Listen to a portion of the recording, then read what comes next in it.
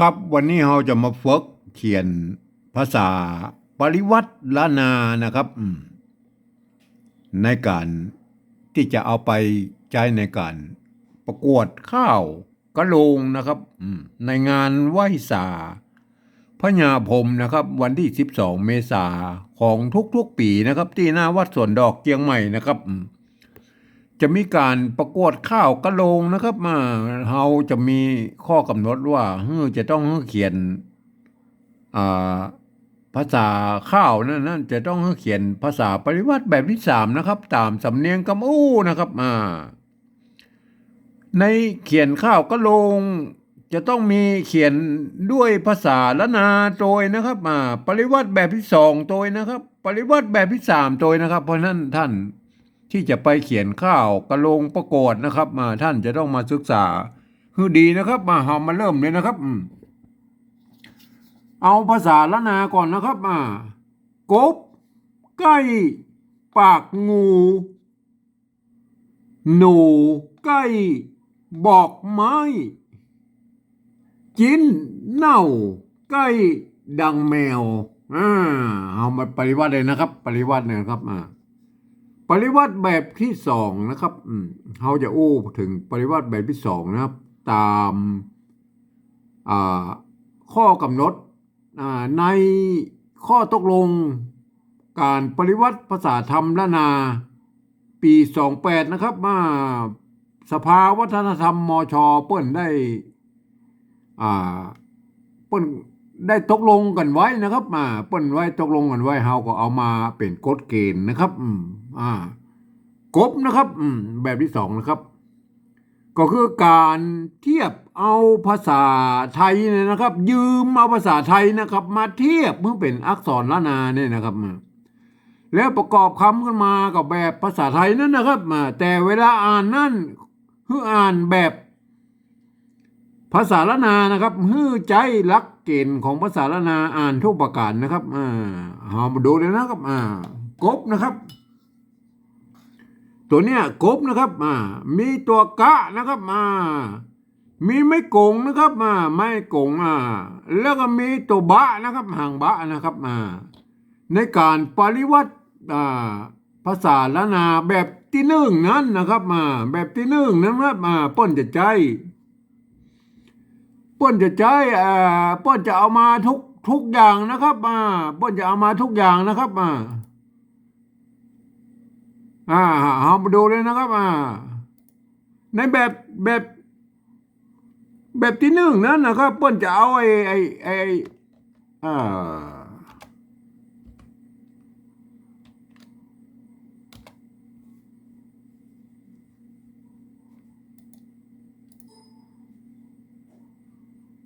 แบบที่หนึ่งเปิ้นจะเอาไม่กงมาโดยนะครับเนี่ยไม่กงเนี่ยเปิ้นมาโดยนะครับแต่แบบที่สองนั้นน่ะเฮาบ่ต้องนะครับเฮาอันนี้แบบที่สองเนี่ยเฮาบ่ต้องเอาไม่กงนี่มาโดยนะครับเฮาบ่ต้องไม่กงมาโดยนะครับเขียนแค่นี้นะครับเขียนแค่นี้ตัวกบเนี่ยกบนะครับอ่านว่ากบนะครับไม่ใช่กบนะครับถ้ากบนั้นภาษาไทยนะครับกบนะครับกบไก่นะครับไม้ไก่นะครับไม้ไก่ก็เฮาจะใช้สระไอไม้มาลายอย่างนี้ก็ได้ไม้ม้วนนี้ก็ได้นะครับแต่เฮาจะควรจะใช้ไม้ม้วนมากกว่านะครับ เพราะว่าในภาษาไทยนั่นเปิ้นใจไม้ม้วนนะครับไก่นะครับไก่นะครับเพราะนั้นในภาษาแบบที่สองเนี่ยในข้อตกลงปฏิวัติปี28นั้นเปิ้นอนุโลมให้มีการบูรณะกำชับได้นะครับก็บูรณะกำชับก็คือเปลี่ยนให้เป็นไม้ม้วนนะครับตัวกอไก่นะครับตัวกะนะตัวละกั้มนะครับตัวละนี่ในภาษาละนาเปิ้นบอกออกเสียงนะครับไม้ขอจ้างก็คือไม้โทนะครับเห็นไหมกบไก่ปากนะครับปากตรงตัวแล้วนะครับตัวปะก็ยืมเอาตัวปอปลานะครับมาเป็นนะครับปะนะครับไม้กากับสระอานะครับเห็นไหมปากตัวกะอยู่ข้างล่างนั่นก็คือปากนะครับกบใกล้ปากงูนะครับงูงอตัวงะกับงูยืมตรงตัว งองูมาเป็นนะครับไม้กูนะครับสระอูนะครับเห็นไหมกบใกล้ปากงูนะครับนี่แบบที่สองนะครับหนูหนูก็ตัวฮะตัวฮะก็ตัวหอหีบนะครับ ตัวหางนะก็นอหนูนะครับไม้กูก็สระอูนะครับหนูนะครับหนูไก่ไก่ไก่เขาอู้กันตะกี้แล้วครับไก่นะครับไก่บอกไม้นะครับอันนี้บอกนะครับเห็นไหมบอกไม้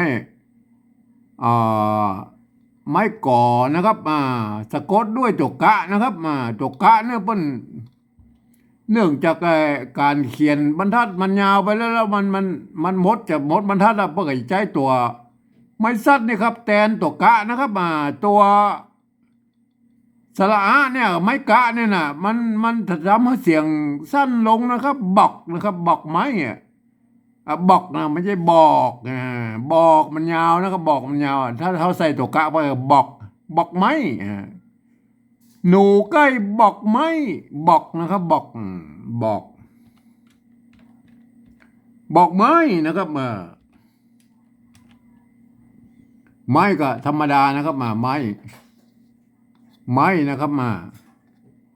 จินเน่าใกล้ดังแมวจินนะครับตัวจ้านะครับเห็นไหมจินนะครับตัวจ้าก็ยืมตัวชอช้างนะครับไม้กี้กับสลีนะครับตัวข้างบนก็คือไม้ขอจ้างก็ไม่โทนะครับตัวหน้าก็คือนอนหนูเนี่ยอ่านว่าจินนะครับจินนะครับอันนี้คือตัวจ้านะครับไม่ใช่ตัวชอช้างนะครับยืมมาเป็นตัวจ้านะครับจ้าก็คือจินนะครับจินนะครับจินเน่านะครับเน่านะครับเน่าเห็นไหมใน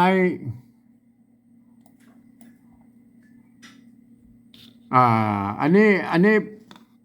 จินเน่าตัวไม้กามันอยู่ใกล้ตัวหน้าเนี่ยนะมันจะเป็นตัวนานะครับเห็นไหมแล้วก็มีไม้ซัดอยู่ข้างบนเขาก็เอาไม้ซัดมาได้ออกมาแล้วครับไม่เยาะเอาไม้เยาะมานะครับไม่เยาะมานะครับจินเน่านะครับเน่านะครับจินเน่านะครับใกล้นะครับใกล้ก็เขาเขียนตะกี้แล้วนะครับใกล้ดังนะครับดังนะครับดังตัวดังนี่ก็แมวแมวธรรมดาดังแมวธรรมดานะครับเห็นไหม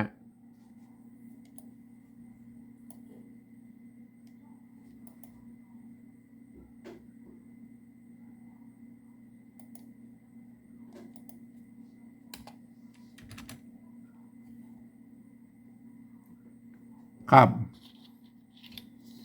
กบใกล้ปากงูหนูใกล้บอกไม้จินเน่าใกล้ดังแมวเห็นไหมทีนี้เรามาอันแบบที่สองนี่เราได้แล้วนะครับทีนี้เรามาถึงภาษาปริวัติแบบที่สามนะครับภาษาปริวัติแบบที่สามนั้นนะครับเพื่อนบอกว่าฮือรับหูรับตาเหี้ยนะครับแล้วก็ฟังเอาครับภาษาละนาเพื่อนเรียกว่าอย่างใดนะครับก็สะกดมาเขียนไปตามนั้นนะครับทีนี้เราฟังนะครับเราห้องพอทั้งบนไปแล้วนะครับห้องพอทั้งบนไปแล้วแลพอก็พอละกบนะครับกบอันนี้ภาษาไทยเพิ่นอ่านว่าใดนะอ่านว่ากบนะครับกบเนี่ยได้ครับตัวกอไก่นะในภาษาละนาเนี่ยเป็นอักษรกลางนะครับในภาษาละนานะครับกบเนี่ยได้ก็ใส่ไม้จัตวาบนเหนือก็เนี่ยเห็นไหมกบนะครับกบเนี่ยเห็นไหมกบนะครับใส่ไม้จัตวาเป็นเนี่ยไก่นะครับไก่ในภาษาไทยเพิ่นเขียนมาได้นะครับในภาษาไทยเพิ่นบ่สามารถที่จะเขียนภาษาไทยภาษาเสียงโทพิเศษหรือโทเมืองนะครับบ่ได้นะครับหรือวัดพระสิงห์เพิ่นฮ้องว่าตีเพี้ยนนะครับ บ่สามารถที่จะเขียนได้นะครับภาษาไทยมันไม่สามารถมาเขียนได้นะครับที่เขียนกันทุกๆวันนี่ขี้ตูกันนะครับเปิบป้นว่าเปิบหรือขี้ตูนี่คือมันเป็นเสียงโทพิเศษนะครับแต่มันมาได้นะครับมาได้มั่วเอานะครับมั่วเขาเรียกว่ามั่วแต่ในกรณีของผมนี่นะในเสียงโทพิเศษเนี่ยผมจะใช้จุดไว้นะครับใช้จุดประดับไว้นะครับจุดประดับไว้อย่างนี้นะครับอย่างนี้ครับหมายความว่าไอ้จุดเนี่ยมันเป็นไม้โทพิเศษนะครับเนี่ยจุดเนี่ยนะปริวัติคำเดียวนะนอกอื่นตัวอื่นนี่เขียนไปตามเสียงภาษาไทยที่บนสะกดได้ทั้งนั้นนะครับได้ทุกตัวนะครับได้ทุกตัวเปลี่ยนแปลงตัวนี้ตัวเดียวนะครับไก่นะครับวัดพระสิงห์เปิ้นเรียกว่านะครับเปิ้นห้องว่าเสียงตีเพี้ยนนะครับเสียงตีเพี้ยนก็คือเราอยู่ในระหว่างเสียงโทปกตินะครับและเสียงตีนะครับเปิ้นห้องว่าเสียงตีเพี้ยนเปิ้นจะใช้ตัวเอียงนะครับในประวัติพระสิงห์นะครับแต่ของผมนี่พี่จะใช้จุดนะครับทีนี้เฮาก็ภายจะใช้อย่างไรเฮามาว่ากันละภายจะปฏิวัติแบบไรก็มาว่ากันละแต่ที่ท่านจะเอามาประกวดในวันที่12 เมษายนนั้นนะครับท่านจะต้องเขียนแบบนี้นะครับแบบนี้อย่างเดียวนะครับอย่างอื่นผิดหมดนะครับไม่ได้นะครับเสียงพิโทพิเศษนะครับไก่ปากอันนี้ปากยังอันนี้ปากแล้วนะครับปากงูหนูไก่มามแล้วไก่เสียงโทพิเศษนะครับใส่จุดเอาไว้นะครับไก่บอกไม้นะครับไม้เสียงตีนะครับเฮาบ่ต้องมายุ่งบนนะครับไม้นะครับไม้ในภาษาไทยเปิ้นกับไม้อยู่แล้วนะครับมันกับไม้อยู่แล้วบ่ต้องไปเปลี่ยนแปลงอย่างเปิ้นนะครับเสียงตรีบ่ต้องมายุ่งเปิ้นนะครับจินนะครับจินในภาษาละนาเปิ้นอ่านว่าจินนะครับตัวนี้อ่านว่าในภาษาปฏิวัติแบบที่2เนี่ยอ่านว่าจินนะครับจินนะครับจินเน่านะครับเพราะนั้นภาษาปฏิวัติแบบที่3นั้นจะต้องใช้ตัวจอนะครับตัวจอมาเขียนนะครับจินนะครับเสียงบ่ใช่เขาจะต้องใช้ตัวจอตัวจอจานนะครับจอจานมาเขียนนะครับจินนะครับจินนะครับจินก็ใส่ไม่ตีเพื่อนนะครับไม่ตีนะครับจินนะครับบางคนมาใส่จินเหี้ยเขียนจิ้นเนี่ยมันบัดตรงเสียงเพื่อนนะครับใส่จิ้นนะครับจิ้นกันเสียงไม่ตีนะครับเพราะว่าตัวจอจานนั้นเป็นอักษรกลางในภาษาภาษาไทยนะครับกจดตบปอนะครับเป็นตัวอักษรกลางในภาษาไทยนะครับพันในกู้เสียงนะครับเพราะนั้นก็เขียนใส่ไม้จัตวาบนนะครับจีนนะครับจีนเน่านะครับอันนี้เน่ายังเน่าแล้วใช่ไหมใกล้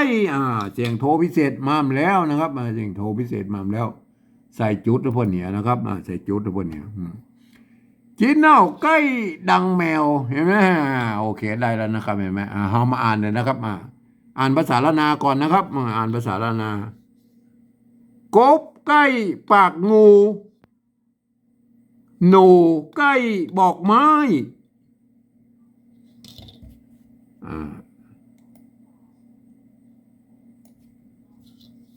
จินเน่า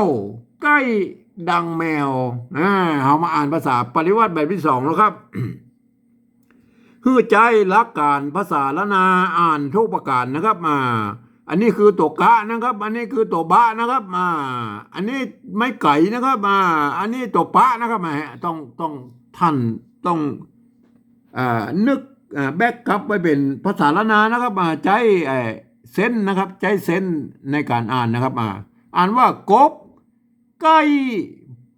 เหมือนภาษาละนาทั้งหมดเนี่ยนะกบไก่ปากงูหนูไก่บอกไม้จีนนะครับไม่ใช่ชิ้นนะครับไม่ใช่ชิ้นนะครับ